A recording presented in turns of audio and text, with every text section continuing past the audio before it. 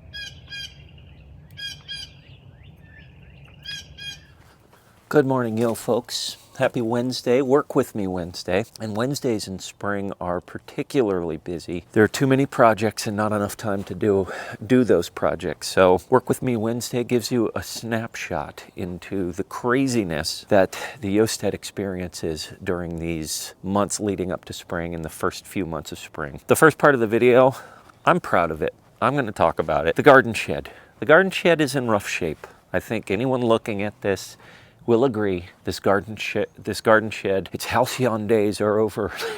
It's had much better years in its past. That being said, one of the things we were thinking about when we just bought this place, we thought about knocking this shed down completely. And I'm glad we didn't. This still has some years left in it. You know, for the past few months, it had been cluttered. We just let it kind of get nasty. There were potholes in the ground, a bee nest, like a hornet nest in the ground. I should have filmed it. I don't know why I didn't, but I think it was this past Sunday, just a leisurely afternoon cleaning this place up. I covered the ground and those holes in mulch. I filled in that bee's nest. So the ground looks good, and I cleaned up a lot of the clutter. And one of the things I noticed was the shelf that was in here was in really bad shape. It was sagging, it was drooping. Part of it had broken off. So I just said, you know what? I'm gonna take the thing off. Use some old barn wood as shelves. You may look at them and think that they're a little bit slanty, and they are.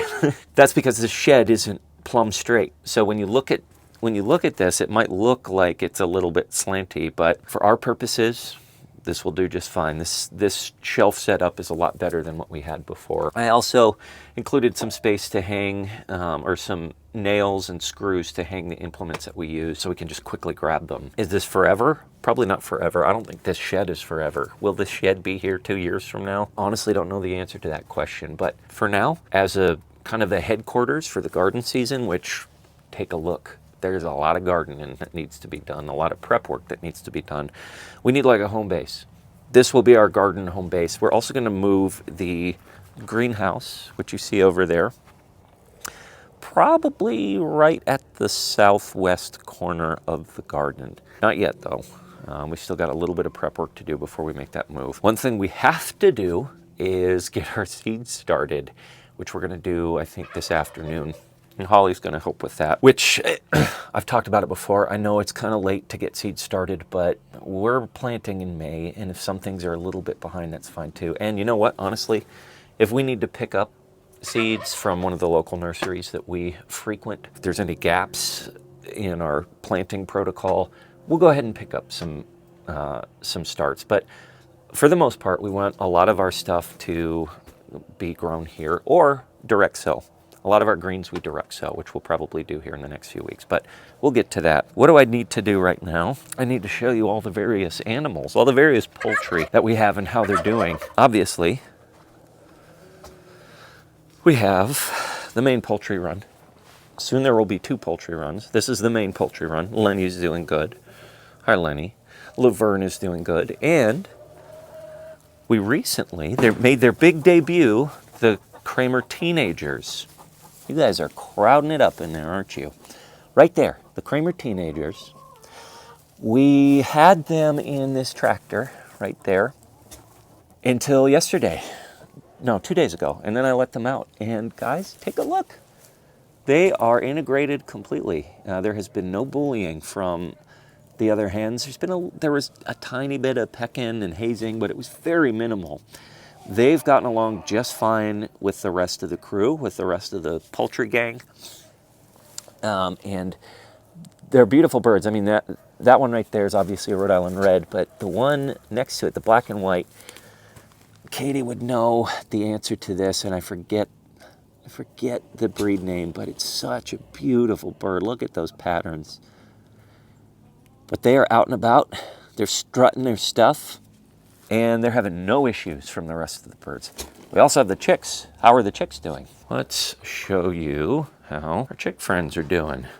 Hey gang. So a lot of people asked after the last video, which if you didn't watch the last video, the eggs that we had been incubating for 21 days hatched. We had a total of 11 eggs hatch. All very successful. And they're all doing good. They're all alive. At least at last check, they were all alive. We've had some cold nights. We have 2 heat sources, the heat lamp and the brooder panel in there. They've been nice and toasty. And all 11 of them are doing just great. They're nice and active. Let's see if I can get them to kind of come out from underneath their brooder panel, or they like to hang out. Hey, gang. Hi. There's 9 there, or no, 8 there, and then 3 on the other side. Beautiful chicks, all hardy and hale, nice and fluffy, very active, very hungry and thirsty. They've been quite healthy. I haven't seen any signs of lagging or disease or tiredness. They all seem like very hardy, wonderful chicks. You'd expect nothing less coming from the Kramer Life homestead. So they're all in good shape. We're going to keep them in here for another 2 weeks or so, and then we'll move them out to the A-frame in the main poultry run. So where does that leave me in terms of the tasks I want to accomplish today? Well, the other chickens that we'll have on tap here fairly soon, and I need to talk to Kathy from Two Turtles Homestead, is getting those breast chicks in, and we need a place for them to live. A couple of videos ago, I started work on this stall, which I'm going to turn into their coop. Let me turn on some lights. Before I get to work, finishing out the chicken wire, patching up all these holes with chicken wire, let me address a couple of questions. The big question that came up in the last Work With Me Wednesday video is why I got rid of the hay crib that was right here. And there's a few reasons. Number one being, this opens up a lot of room. It's hard to kind of it's hard to kind of show how much room it took up when you stand in here, but it took up a pretty considerable amount of room. We wanted to free up some space to actually have a functional coop room in here, especially since I'll be hanging the coop. That's another question a lot of people had. Why are you doing a hanging coop? Why don't you lean it? I still might lean it, but the hanging coop, the breast chickens aren't nearly as heavy as the Cornish cross are, and so a lot of people are like, oh, it's going to be, those birds are too heavy for that hanging coop, it's going to swing. I don't think it will. I've seen plenty of YouTube videos that have shown lighter chickens or medium chickens doing just fine on one of those kind of hanging roost platforms. We'll see, and if that doesn't work, I can still lean it against. My fear with leaning it against is that it won't achieve the angle I need it to achieve in order for them to roost on it and then to actually roost on it. But we can play with it. We can experiment. The second thing is that I will probably be putting in an egg box here. Those breast chickens, yes, they're meat birds, but I do want to breed them as well, and apparently they're good egg layers. So they're going to be multi-purpose for us. So I do want to have a place to collect their eggs. We'll probably have at least a few pairs, rooster-female pairs, rooster-hen pairs, year-round that we won't be processing for meat. And I'd like to collect their eggs for incubation and eating. So I'm thinking this might be an ideal place to put an egg lay or an egg box, which I could, it could come out from there and I'd just be able to go and grab their egg. That's the second thing. The third thing, there was minimal destruction on the hay crib. I wanted to take it apart in a way where I could reuse it potentially in the future with some minor patch-ups or repurpose it for some other things. So where did I put it? I think I put it in the next stall over. There it is, right there. So you'll note, yes, there is some damage to it, especially down there where that pretty gnarly nail was in there. But for the most part, this hay crib, this manger, whatever you want to call it, is in fairly decent shape. So there may be a chance for me to reuse it in the future, or like I said, if nothing else, take these board slats out and repurpose them. But that leads me back to my current task, and that's just finishing the arduous task, the not fun task, of laying chicken wire across these areas. I'm going to finish raising it up there. I'm going to raise some all the way up there. And then I'll be putting some probably on the outside right there. There's also the ceiling. Critters can get in through the ceiling, and they will get in through the ceiling. So what I'm thinking up there is just laying down some sheet metal up there where there's those gaps that you see, and just have that kind of block off where those gaps are.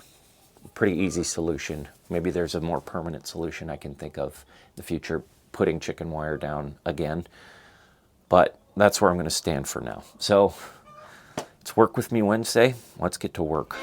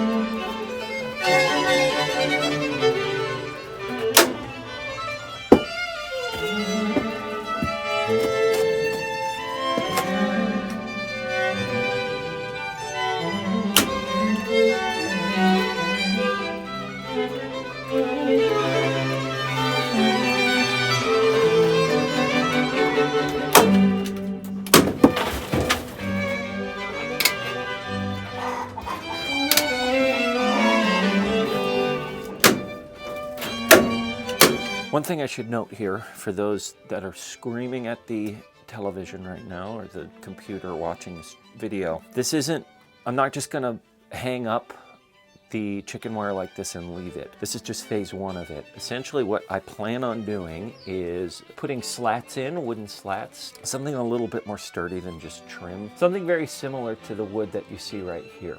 maybe a little thinner. And placing those slats wherever there's overlap between the various pieces of chicken wire. In addition, there are going to be holes. There are going to be lapses where the chicken wire doesn't cover. I'm going to cover those with wood too. So for instance, this corner right here that you see, I'm not just going to leave that hanging. I'm going to put a slat there as well. Edges, overlaps, those get wood, those get slats.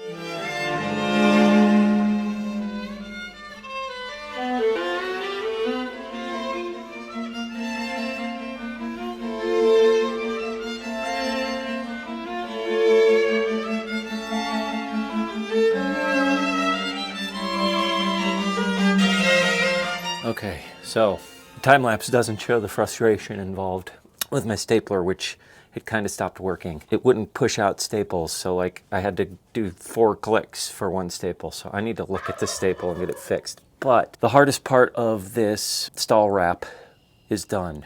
The main walls are covered in chicken wire. I know there's more to do. I know there's still gaps to fill. I know there's still cutting to be made. I know there's still trim to be laid over overlap points in edges. There are still holes that need hardware cloth or chicken wire in them. This isn't done. I still got more to do, but this was the biggest, hairiest section of this project, was getting the main walls wrapped in chicken wire. Still got more to do, but I'm not going to do it right now because we got some seeds to plant. So let's go do that.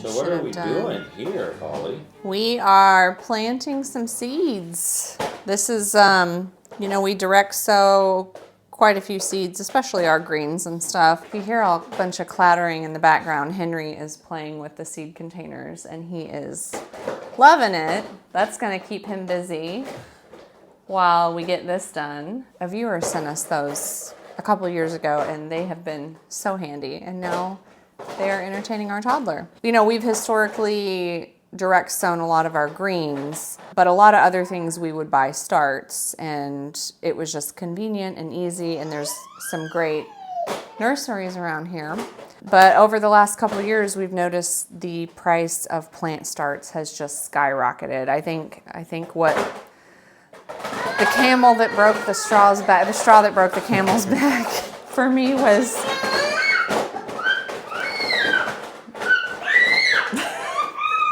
Somebody is enthusiastic about garden He's season. an enthusiastic gardener. The straw that broke the camel's back for me was seeing a single okra plant was $5. And that's when I was like, you know, we just got to do more seeds. We can't be buying all these starts. We need to do more seeds. And so we started doing more seeds last year. And my goodness. My child is having a heyday. Anyway, where was I? We decided to start our own. So this year we're actually starting seeds indoors. We've done, you know, direct sow outside. We even direct sowed okra last year. But we're getting a head start on things. We're doing, you know, some things like tomatoes and things like that. We are scaling back on the garden a little bit this summer. For instance, we're not going to be growing any squash or any zucchini just because we're going to take a little break, at least for the beginning of the season, because we've just had such a massive squash bug problem that we just don't feel like dealing with it. We might try again in the fall, but I just really don't feel like dealing with squash bugs. And yeah, no squash bugs. Just with the season of life that we're in right now. Exhibit A. We're scaling back just a little bit. Now our version of scaled back is some other person's version of like a really aggressive garden. Yeah. So it's all about context. But we are going to plant some tomatoes, a few different types of greens. Like I like to start my collards and my kales indoors. You can direct sow them, but I want them to get a little bit of a head start.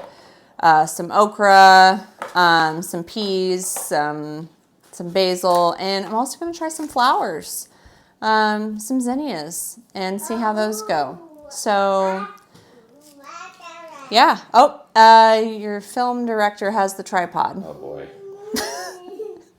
Now, we will be doing quite a bit direct sow as well, Yes, right? yes. There's a lot of things like arugula, and then we love tatsoi as a green. We're going to direct sow those things. Radishes, beets, those sorts of things is going to be direct sow. But this is just what we are starting here. Nice, let's do it. Yeah, let's do it.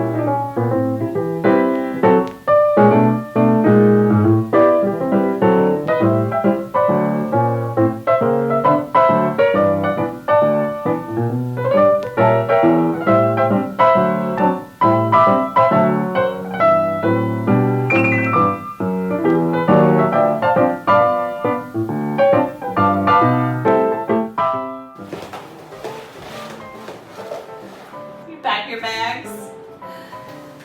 I'm a rambling man, Mama. I'm a rolling stone.